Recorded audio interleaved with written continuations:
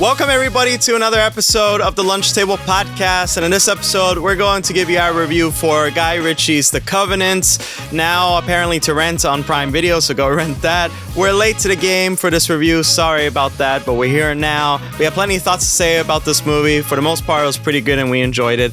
Dylan, let's start with your thoughts. Yeah, I think it was an amazing film. It was so powerful. I really think everybody should watch this movie because it was so endearing. It's a story, obviously, about overcoming adversity, but it's also a story about humanity and a reminder that even in the darkest places in the world, there's still human kindness and compassion for your fellow man, right? I have to give respect to Dar Salim as Ahmed because throughout the whole movie, I just wanted him to get out of there and know that he was okay. Even if he was a real guy that died in real life, I would have spat in Guy Ritchie's face. I'd be like, I'd be like, come on, you gonna do him like that, Yeah. right? But Jake Gyllenhaal, also, I have to give him props too because he was phenomenal in this movie. His acting chops just really shine. That pair of actors, their chemistry really shine in this movie, and it was a great, not just a war movie, but like I said, a great humanitarian story, right? Oh, absolutely. And we also got Antony Starr here. That's cool to see him back. That, and Alexander Ludwig, so it's great to see him back. This movie, I think, was very authentic, the way how they approach just the action sequences. So there's a lot of action. It goes back and forth between high-octane action and stealthier scenes. So I think that's what you would expect from Guy Ritchie. He's a mastermind at these types of sequences. But at its core, it's a really deep story. And of course, it's called The Covenant. There's a bond, a promise, a pair that are connected to each other. And it's a really beautiful thing. I think even, maybe this is a stretch, but I think there's some symbology where some of the soldiers, they get shot and the headshots are actually on the cheek. Is kind of like a kiss of death. So in a way, it's kind of like there's like this toxic kind of, if you squint hard enough, you'll see love in the violence. So threaded within the story actually is love. I mean, these two, Ahmed and John, both have their wives that they care for and children. I think the background from Ahmed is really tragic as well. His son passed away. This reminded me, there was a YouTube channel that you guys should check out. It's called Soft White Belly. And there was this Iraq veteran that he talked about the Rambo of Afghanistan. And it was basically almost the same story. This guy was a farmer. His family died and he became Rambo of Afghanistan. So Ahmed is very capable. And I thought from the trailers that this movie was going to be like Ahmed's trying to embed himself within the U.S. military and because they have the power to go to different places. Maybe he could take out some of the heads of the Taliban. But it was actually very personal. It was just very intimate. It was a story of survival. Most of the movie was, and there will be spoilers in this review, so this is the spoiler point, right? Most of this movie was actually Ahmed trying to save John, and through this long trek, he's trying to take John back to the military base. I thought, like, how powerful these sequences. And as the audience, we see that. It's like, wow, this guy's been through so much. And John realizes this, and then he tries to get Ahmed out.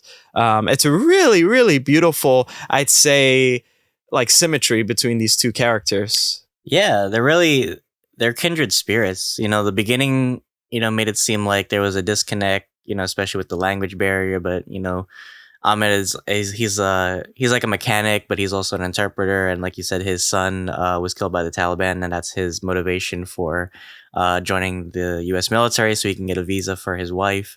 And we see early on in the movie that he's a very intelligent person, right? He's not just an interpreter, but he's also he kind of like reads the room, especially culturally wise, and he knows like who's lying and who's telling the truth. Yeah. And he's able to bribe the locals, right? And John Kinley, which is Jake Gyllenhaal's character, he at first doesn't trust him because he thinks his place is just as a translator. But as we see, they kind of build this bond and this covenant, right, over the movie. And I love the kind of the symbology. It's like there's almost like biblical symbology here because if you notice, like the Taliban, they always preach about religion and God, right? But really, Ahmed is the one actually like practicing right. This faith, right? Because he actually cares for somebody that is from another foreign nation, right? That probably he would expect doesn't even care about his country. But he goes out of his way to show that love and compassion for him. And I thought that was such a powerful motive. Yeah, that's a beautiful point because it's kind of like as if Guy Ritchie took this omnipresent approach to the war in Afghanistan and like how these people are, of course, they say they're religious, they're not really religious. And so Ahmed actually is the religious one. And we see other characters that try to help out Ahmed, and that's the way of the religion. And if you look at it, it's like, wow, these people are in a way trying to get out of hell. And it's a really interesting take because it's a big idea, but presented in a smaller kind of format sometimes, especially through the dialogue. Which that's why I think they nailed the action sequences because it wasn't like too explosive in the very start. It was kind of like a shot here, and then it escalated over a course of time.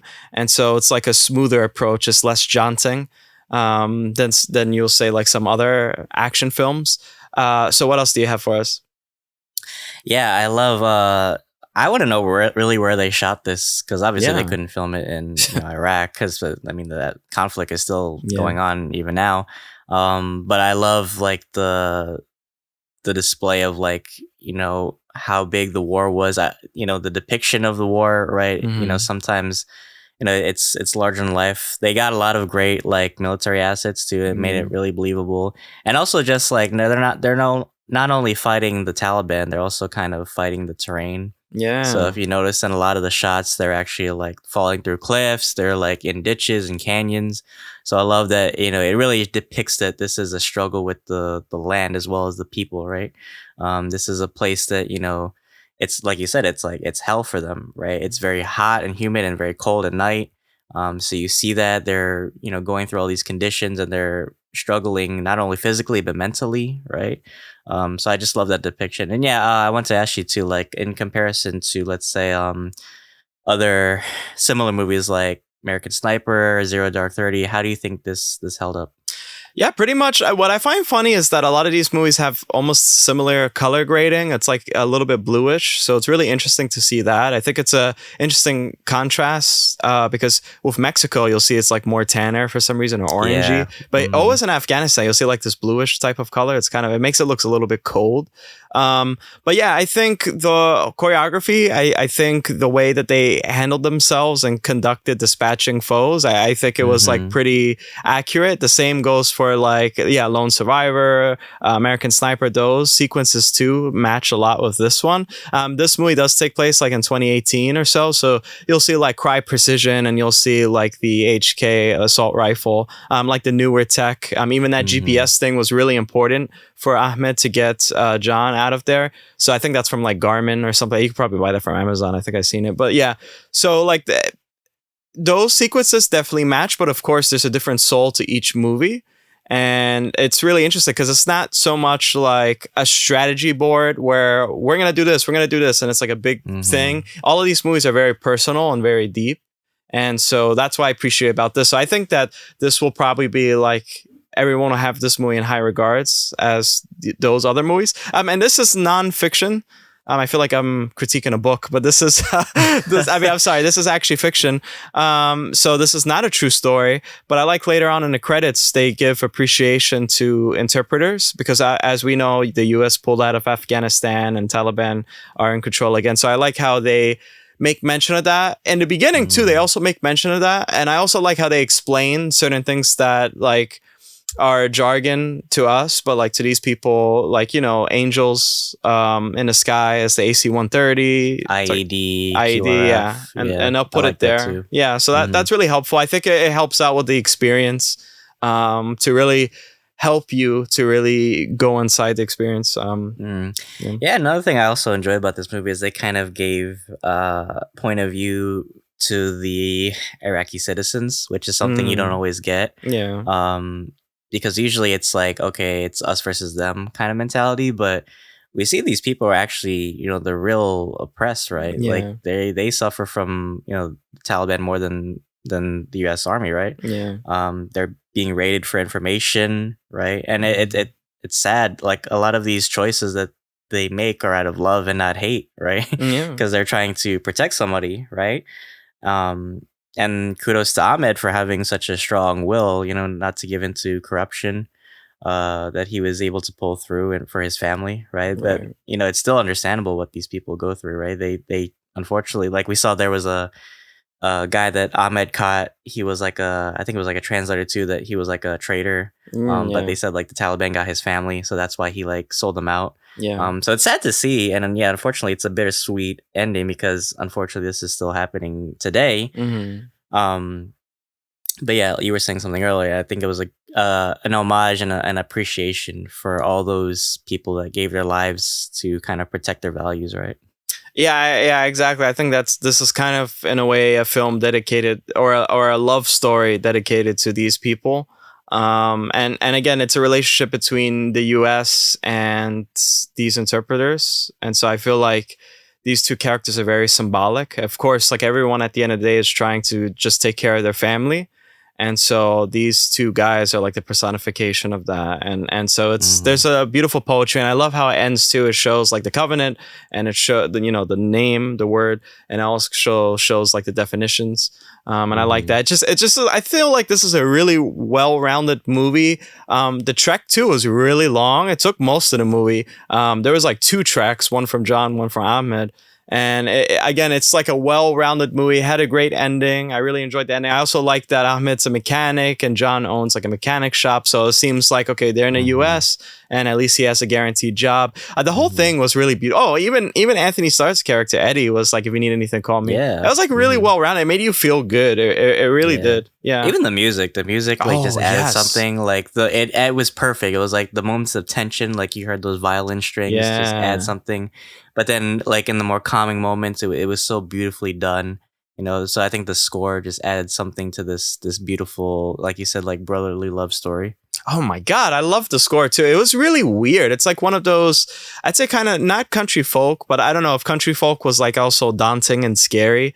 But just with like, I think they were using the cello, that thing that sits in front of you. Yeah, but they were like plucking the strings. It was like so unique. I really enjoyed that a lot. Even the trailer had like, and I won't back down. It was something that you'll see in like the American Sniper trailer from way back when. There's something about these songs that it almost feels like you're in a modern approach to a crusade. It's really interesting. It's weird how they do that, but I am so down for it because I really enjoyed the music. What would you rate this movie?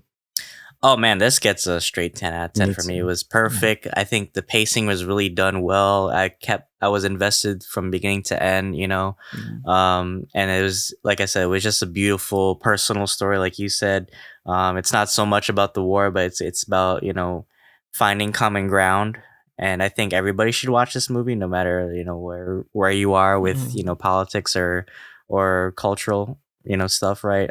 It's an important film, I think. So yeah, definitely 10 out of 10 for me. How about you? Oh yeah, Teddy, I bet 10 out of 10. I really enjoyed this movie a lot. I loved it. I think you guys should check it out. Again, it's on Prime Video. They do their $19 thing. So if you guys really want to rent it there, go rent it there. But that is our review for Guy Ritchie's The Covenant. Go check it out. Sorry about the late review. If you guys made it to this video, please remember to actually like this video. We have plenty more reviews coming your way. We're going to review Ghosted with Ana de Armas, Chris Evans. We're also going to review some other stuff. Yeah. We got a lot of stuff coming your way. And the Succession season finale is close. Not this week, but close, guys. So be prepared. We have a lot of thoughts to say about that too. But Dylan, please take us away. Yes, thank you guys. We are so close to 400 subs. Yay! Help us out any way you can. Smash that like button. Smash your computer if you have to. I don't know what I'm saying, but just go for it. Share the shit out of our podcast. Show us some love any way you can. But yeah, thank you so much to our supporters. You can check us out on, of course, YouTube, but Anchor, Apple Podcasts, and Spotify as well. And of course on Instagram for all our social clips. But that is all for today. And until then, thanks for having lunch with us, guys. See you guys.